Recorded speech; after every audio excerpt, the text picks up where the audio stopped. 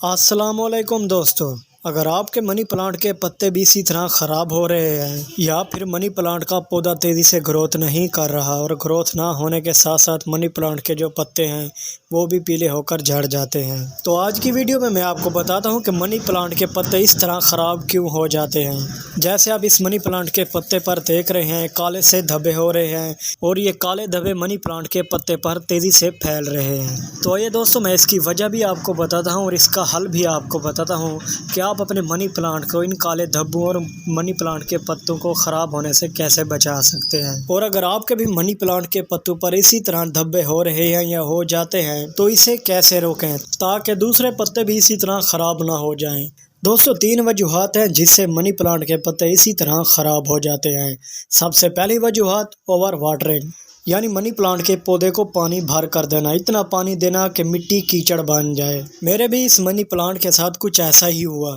جس کی وجہ سے اس منی پلانٹ کے پتے خراب ہو گئے۔ کچھ ہی دن پہلے اس پوٹ میں مٹی خشک تھی تو میں نے اس پودے کو پانی بھر کر دے دیا، اور پھر کیا ہوا کہ دوسرے دن بچوں نے اس کو پھر سے پانی بھر کر دے دیا اور اوپر سے پھر بارش بھی شروع ہو گئی، جس کی وجہ سے یہ گملہ پانی سے بھرتا گیا اور گملے میں جتنی بھی مٹی تھی ساری کی ساری کیچڑ ہو گئی۔ کیونکہ جو مٹی کے گملے ہوتے ہیں ان گملوں میں اگر زیادہ پانی چلا بھی جائے تو وہ جلدی خشک ہو جاتا ہے، لیکن پلاسٹک کے گملوں میں پانی جلدی خشک نہیں ہو پاتا۔ اور اگر اس پودے کو آپ ایسے ہی رکھ دیں گے تو اس کے پتے اور بھی خراب ہوتے جائیں گے، اور اس کو دھوپ پر رکھ دوں تو منی پلانٹ کا پودا دھوپ پر بھی سوکھ جاتا ہے، کیونکہ 2 یا 3 دن تو لگیں گے ہی مٹی کو خشک ہونے میں، تو 2-3 دن میں پودا ہی دھوپ پر سوکھ سکتا ہے۔ اب اس کا صرف ایک ہی حل ہے مٹی کو خشک کرنے کا، وہ یہ ہے کہ گملے میں سے آپ نے تھوڑی سی گیلی مٹی باہر نکال لینی ہے۔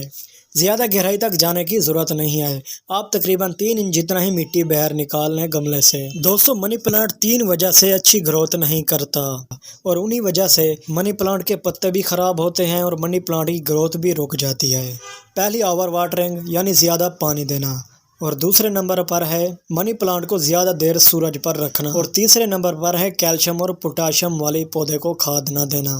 اوپر سے تھوڑی سی گیلی مٹی باہر نکالنے کے بعد آپ نے اس میں اب خشک مٹی استعمال کرنی ہے۔ جتنا آپ نے گیلی مٹی باہر نکالی ہے اتنی مقدار میں آپ نے خشک مٹی منی پلانٹ میں ڈال دینی ہے، جیسے میں ڈال رہا ہوں۔ دوستو، ایسا کرنے سے یہ فائدہ ہوگا کہ گملے کے اندر جتنی بھی نمی ہوگی وہ خشک مٹی کھینچ لے گی، جس کے بعد لگا ہوا ہمارا یہ پودا اوور واٹرنگ سے محفوظ ہو جائے گا۔ نہ تو پودے کی جڑیں زیادہ مٹی میں گلیں گی اور نہ ہی اوپر سے پتے خراب ہوں گے۔ دوستو، گملوں میں مٹی کو خشک کرنے کا اور پودوں کو اوور واٹرنگ سے بچانے کا یہ طریقہ بہت اچھا ہے۔ دوستو، اگر آپ بھی اپنے منی پلانٹ کی اچھی گروتھ چاہتے ہیں تو اسے زیادہ دیر دھوپ پر مت رکھیں اور اس کی جڑوں میں زیادہ پانی بھی نہ ڈالیں، اور اس کے علاوہ آپ اپنے منی پلانٹ کو کیلشیم اور پوٹاشیم والی کھاد زیادہ دیں۔ اس سے منی پلانٹ کا پودا تیزی سے گروتھ بھی کرتا ہے اور پتوں کا سائز بھی بڑا ہوتا ہے، اور منی پلانٹ کے پتے بھی خراب نہیں ہوتے۔ اور ہفتے میں 1 بار گملوں میں کوڑی بھی کرتے رہیں، اس سے یہ فائدہ ہوگا کہ سورج کی روشنی بھی جڑوں تک جائے گی، ہوا بھی جڑوں تک جائے گی اور آکسیجن بھی جڑوں تک پہنچے گا۔ اس سے منی پلانٹ کی جڑیں بھی مضبوط ہوں گی اور اوپر سے آپ کا منی پلانٹ کا پودا لش گرین بھی بنے گا اور بشی بھی بنے گا، اور آپ کا منی پلانٹ بن جائے گا جنگل جیسا گھنا۔ منی پلانٹ کو ہمیشہ نیچرل اور آرگینک فرٹیلائزر ہی دیں، جو کیمیکل والی کھادیں ہوتے ہیں ان سے آپ گریز کریں، کیونکہ کیمیکل والی کھادیں پودوں کو نقصان دے سکتی ہیں۔ امید کرتا ہوں دوستو آج کی میری یہ چھوٹی سی ویڈیو آپ کو پسند آئی ہوگی۔ اگر آپ میرے چینل پر نئے ہیں تو میرے چینل کو سبسکرائب کر لیں، کیونکہ ایسی انفارمیٹیو ویڈیو آپ کے لیے لاتا رہتا ہوں۔